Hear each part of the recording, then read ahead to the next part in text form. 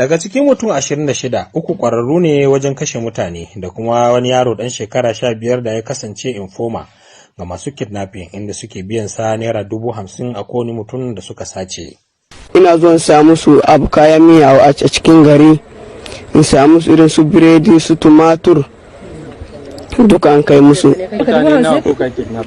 Mutane 8. Kai da mutum ba ni kuɗi ko kuma ba ka ba zan sa aka. Ina so ka da yake mun yi sabo da su duk wayannan shugabannin ƙananan hukumomi da sauran manyan mutane da yake duk sun sani, to ina da namban kowa daga cikin su.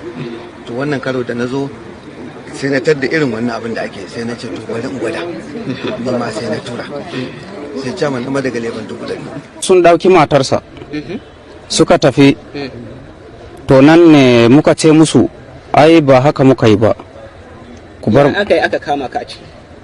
Maharba ne suka je suka kama ni. Sauran sun hada da waɗanda ake tuhuma da sace motoci a kasuwan zamani na Jimeta. I still car. When and how? Why? Car or cars? 2 cars. Where at where? Jimeta Modern Market.